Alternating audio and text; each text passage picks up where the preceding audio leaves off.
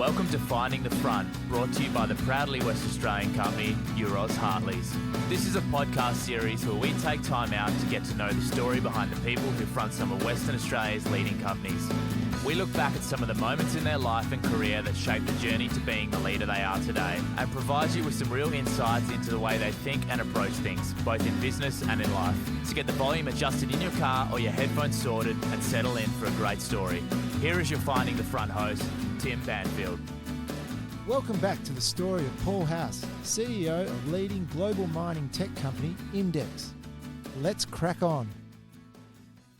For the person who doesn't really know Imdex that well, just give us a little bit of a background as to how you got involved, what your role was, and then how you've grown the business or taken it to the stage it is now. Because I do know that, you know, when the market was in a little bit more of a decline, you know, we had a share price of below $1. You were involved, and you know, I know you were ambitious for the business at the time. You saw so much blue sky, and here we are. It's really evolved, and I just, there's a journey in there that I'd love to sort of hear about, and I think it's very important for anyone that was listening just to hear that story. Yeah, sure. I think the history of Imdex is really remarkable in terms of how it bootstrapped its way to where it is. And there's an expression, you know, what got you to here will not get you to there, meaning at every now and then you've got to take stock and work out, well, what have we got, what's working, or what do we need to do, change differently in order to go to the next step. We were fortunate that between the board and the executive team, everyone was of like mind, that was an opportunity, that we'd built a business to this stage and that there was an opportunity to do more. More than that, in individual product lines, there was a lot of competition. We were in the business of trying to provide value to drilling companies and to resource companies, but we were doing it product by product by product. The opportunity was really to put together more integrated solutions and offer more comprehensive value to drillers and to resource companies. And so we set about a path of, well, what does that look like? What are we missing in terms of additional capabilities to create that solution? What are we missing organizationally to set the business up to go and give that value to our customers? And how do we define that in a strategic framework? And so about a year ago, you know, we pulled the organization together with a strategic framework, which we borrowed very heavily from the Playing to Win strategic framework that Procter & Gamble use. Right. And it's a really, and the principle there is, you know, you can develop a strategy for a product, you can develop a strategy for a company, but both of them become denuded over time. The only way to run sustainable, agile strategy in an organization is to embed strategic thinking into as many levels of the organization as possible. And so rather than develop a strategy, you teach strategy. And so using that strategic framework to help everyone in the organization who is responsible for making decisions to make those decisions inside a strategic framework that ensures there's an alignment to the vision and purpose of your organization is the most powerful and enabling thing. And so the minute you start down that process, you start to realize, well, we have all these core competencies, core capabilities in products, in people, in the network that we have. How can we best take advantage of those? How do we leverage those beyond the level we are today? And so that's the process we kicked off sort of 12, 18 months ago. And the services or products and services that you're providing, you're commodity agnostic. I thought that was quite a good term that, I mean, I was doing my research, but as I say, for someone who's not familiar with Imdex, just explain a little bit about what you do as a business to generate some money. Yeah, Banner. So we are very focused in the mining industry, and our role in the mining industry is to help drillers and resource companies find a resource, define it in terms of what you have and don't have, and then mine it with precision and quality and speed. And so the way we provide value in that is by drilling optimization tools that help you get to target quickly and work out what's there, and then the sensing tools that collect the data around all of the material rock properties of the ore body. Most mining decisions are made today based on either a lack of data or poor quality data, and we seek to solve both of those problems.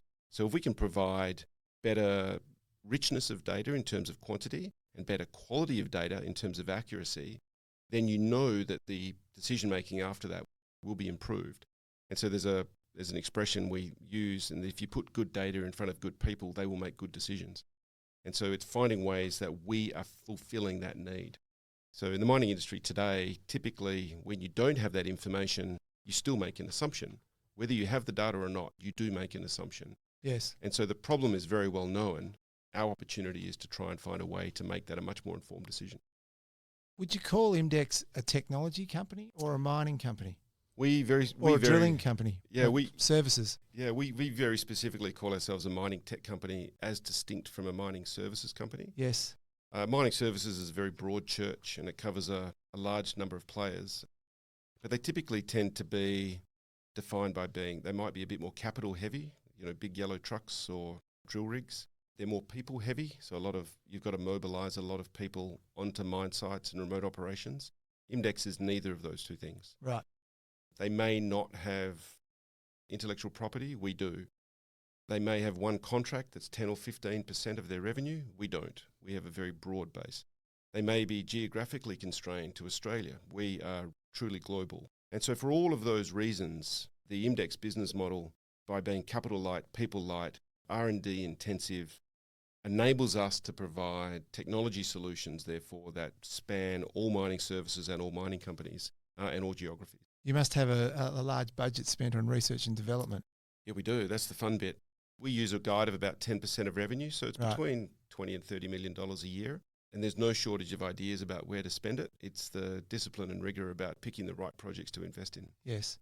Tell me, with your clients, some household names within that client base across the world? Yeah, so all of the tier 1 mining companies, all of the tier 1 drilling companies, and tier 2 and tier 3 through. So we operate in about 70% of mining. We're present on about 70% of mining projects around the world. And that, by definition, means we're exposed to all of the players, resource companies, drillers, and others. Just moving a little bit, I mean, it's quite fascinating when you look at as I said earlier, the spread of clients around the world and the number of offices you have. What's your current headcount?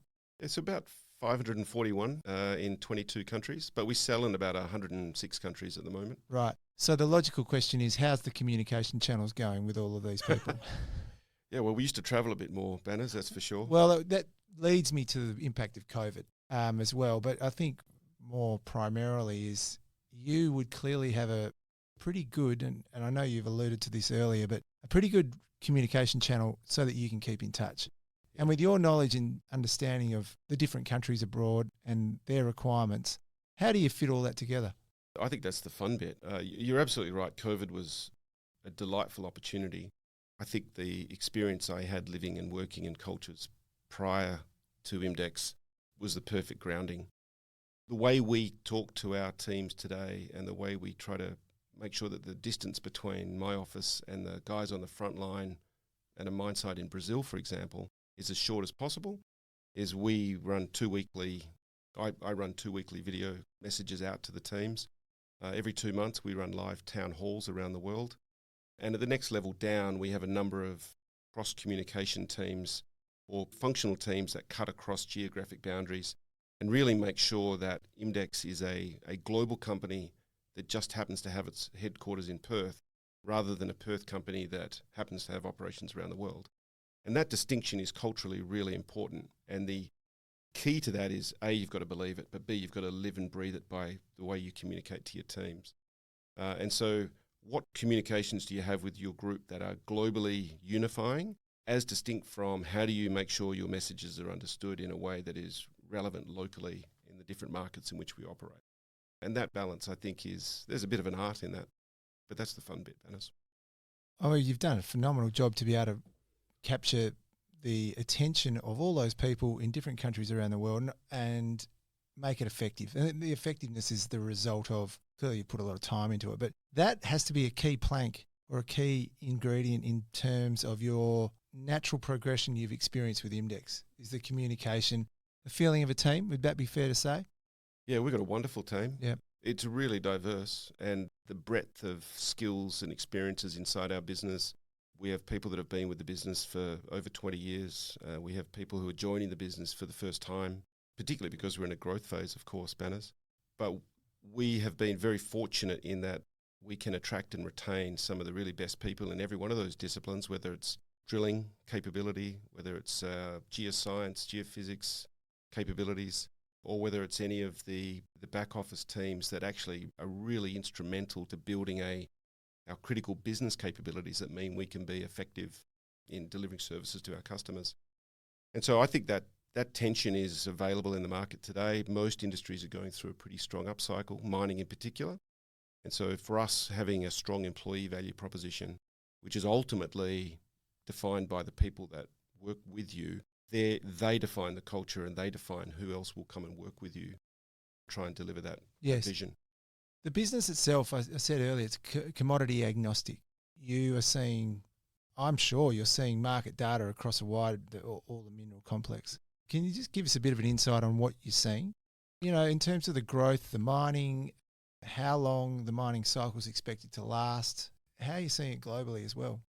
Mining around the world at the moment is going through a pretty strong growth phase. All mining companies have a desire to grow and to increase drilling and to provide and to fulfill what is unmet demand at the moment. The only thing holding some jurisdictions back is the prevalence of COVID and any other consequential restrictions in place today. But everyone is finding ways to push through those barriers and keep growing. Yes. And so that growth is universal at the moment. You talked about commodities and our position being commodity agnostic. We continue to see strong growth in gold. Gold accounts for 50% of all mineral activity around the world today, consistently has done so. Then you have copper is about 20%, and then there's cobalt, nickel, lithium is about another 15%. So those last categories are interesting. Yeah, I was going to say, the battery mineral complex. Yeah, so that's about 35% of all drilling expenditure on average in the world. Now, what we're seeing at the moment is with this trend towards decarbonisation, leading to a demand for battery metals and the infrastructure required to support that kind of energy play, you're seeing demand for those metals go up, you're seeing strong commodity prices, and you're starting to see the percentage of new projects go up in those areas. So although they account for 35% of all drilling spend, they're currently accounting for more than half, sometimes up to 2/3 of all new projects that are starting. Right. And so that is in direct response to this increased demand for copper. One of the interesting stats around copper is we're going to consume more copper in the next 12 to 15 years than we did in the last 100 years. Typically, it takes 15 to 20 years just to bring a copper mine to market. And so the need to find more copper ore bodies requires a lot more drilling. And so you have mining companies, drillers, and then technology providers like us all lining up to find smarter, more efficient ways to fulfill that demand, which really is our critical role in making society a much better place. And I think one of the challenges that we have in the mining industry is articulating to society how critical the mining industry is to its own survival and how essential mining is to society's continued survival. There's a cliche that says everything we consume is typically farmed or mined. By definition, that makes those two professions some of the most noble you can participate in. Now, trying to argue that mining is a noble industry, it's got a small marketing problem about us. And certainly there's bad actors within the mining space, and there's obviously thermal coal as distinct from met coal, which is probably the more heavily impacted in this conversation around decarbonisation. And my view is that the outlook for the industry is very strong, but the understanding between society and the role of mining in fulfilling society's desire is there's still an opportunity to improve that awareness. That's a very good insight. Regionally, though, if you look around the world, where are you seeing the growth? I mean, it's a stat on gold that I was quite fascinated with, but where are you seeing regionally? Are there any pockets that are growing in any particular commodity more than others? Well, certainly North America and Australia as general regions are growing faster than the others because they've found ways to navigate COVID-19 right in the near term. And then after that, in terms of commodities by regions, you're looking for, well, where are the larger copper, cobalt, deposits, nickel, lithium deposits? So you sort of tend to follow the commodity in that sense. So you're still seeing really strong activity go into South America following copper, of course, whether that's Chile, Peru, Argentina in particular at the moment is quite strong. So you need to look at where those ore bodies exist today for where that next investment is going to be spent. And that's, I suppose, being reflected in Imdex's revenues. Yeah, so our revenue is a combination of a strong market, which is nice. We set ourselves the target to grow above market. If we spend that amount of money on R&D, we should be growing above whatever the rising tide is in the marketplace. And certainly we've been pretty consistent at doing that. So whether that is by having the best products to win market share, having multiple products that allows us to put better solutions to our customers, or adding additional products through R&D or acquisition that just broadens our offering. Those three levers all mean that we are well positioned to outgrow the general market growth. Right. You've clearly had some pretty defining characters within your career that you've been able to leverage off and learn from, which is just unreal. Tell me, how are you getting that today? Who are the mentors in your life? Yeah, great. So you're right. I've been very lucky to have some great people around me over the years. Today, I think the stimulation for me comes from our board is a really beautiful, complex mix of skills and backgrounds. So every member of our board comes from quite a slightly different background. All have very strong personalities, strong voices in the rooms. Every one of them very influential in their own right. So that today is pivotal to me in my current role, and so I get a lot of comfort and support out of that. We are quite good in our business at getting counselling and coaching and career support. So our exec and senior talent in our organisation, we also reach out to people outside of the organisation that often provide that for us. That's interesting.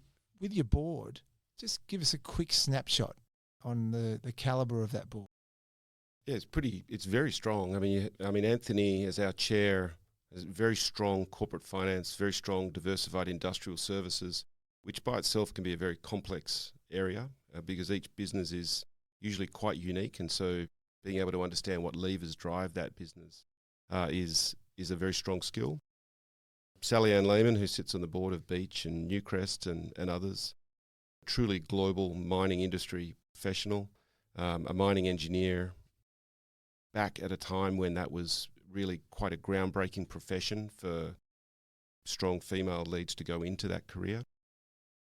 Trace Arlo, similarly, a geochemist and a mining engineer that sits on our board based out of Denver in Colorado, and probably one of the leading underground block caving experts in the world, and again, a critical voice of the customer when you look at the technologies we're trying to bring through. Ivan Gustavino is probably the number one mining tech, but particularly mining tech advisor in the world, and has a really great instinct for emerging technologies and which ones will work and which teams are best positioned to unlock their potential. And Kevin Dundo, who is a really strongly commercial lawyer, has great depth of knowledge of our business and is obviously integrally involved in the mining industry in Australia in particular. So you're just a really great complement of skills that we have. And on top of that, we have a number of advisory board guys. We recently do a bit of work with Chris Salisbury, the ex-CEO of Rio Tinto Iron Ore. He provides an advisory role into our mining product development. I work with a guy out of Oak Ridge National Laboratory in the US for understanding geospatial and data-related technologies and trends, and he's a remarkable man. He was involved in the development of data platforms and geospatial platforms for the agricultural sector and the military sector, and so now applying that into the mining sector is very strong. Wow, yep. And so just a really great collection of people that bring deep domain knowledge. Very high caliber. Yeah, and generous with their time, really generous with their time. They like us, they like the people they work with, and they like solving the same kind of problems. Oh, you're very fortunate.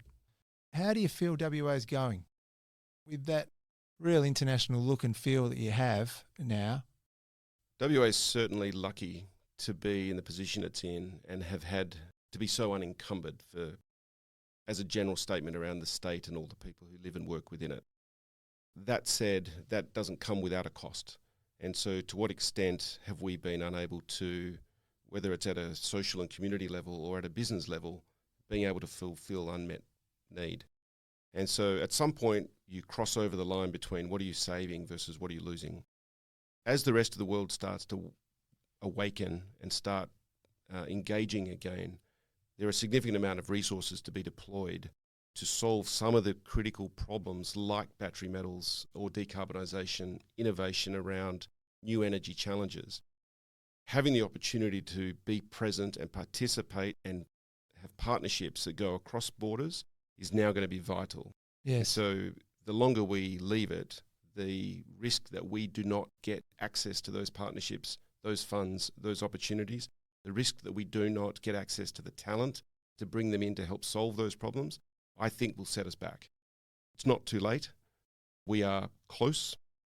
And so it's really about making sure we get that balance in when we transition out of our very tight control regime at the moment and find smoother ways to allow people to come and go, whether personally or professionally, to take advantage of what I think is very real in terms of the next economic stimulus. I think that's unresolved at this time, but we need to get it right. So, Paul, just outside of work, let's just talk about general family life. How's it all going? What keeps you busy? Your 2 kids, I'm sure. Yeah, the 2 kids are great, year 12 and year 10, and big changes coming ahead for both of them. And as much as Hannah and I would like to guide them, you also have to want to listen, and that doesn't happen as much as... So I guess that's a normal parenting story, Banners, and you would know that as well as me. My wife's still great counsel to me and does her master's in public health besides. And aside from that, a lot of running, a lot of reading, as much fishing as I can do when I get the chance. What's your favourite book at the moment? Oh, I've just read Command and Control by Eric Schlosser, an amazing book it's this book that talks about the history of the development of nuclear weapons in the US and all of the near misses and accidents that they had. And every now and then they tell a story and you end up just looking out the window, just wondering how is it that we're all still alive. It's a great book. It's really a book about safety systems more than anything else. But right. It's a well-written thrill ride if that's even possible. But that's a tremendous book, as is... There's a book called The Dando Investor, which is an Indian investment philosophy that comes out of a particular sect of the Indian population called the Mawaris. In fact, it was put to me, although I lived in India, I actually first heard of the book through Raleigh Finlayson. But it's a fantastic read. Wow. Write that one down. And look, I must say that our conversation has just gone on so many different levels, and you've had an outstanding career. You really should be proud of what you've done. And I'm really looking forward to seeing what you do in the next 4 or 5 years, because it sounds to me like we're only starting to scratch the surface. Foothills of the Himalayas is the way we talk about it. And yeah, look, lot to do. But it's at the end of the day, it's good fun. It's not a career, it's a life. And so, I made the point earlier that you've got to go somewhere to live, and then the work becomes an outworking of that. And I'd like to think that's the way we set our businesses up to run. Look, mate, thanks very much for your time. We really appreciate it once again. I know you're a busy person, but thanks again. Cheers, Banners. Great to see you.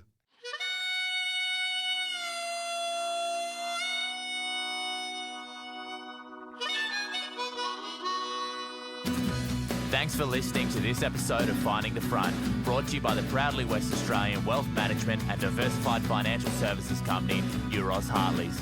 If you like what you heard, please don't hesitate to tell your friends and subscribe to the podcast through your podcast host of choice. If you have any questions or would like to contact us, please email our fabulous producer Bridget on communications@eurozhartleys.com or visit our website at www.eurozhartleys.com.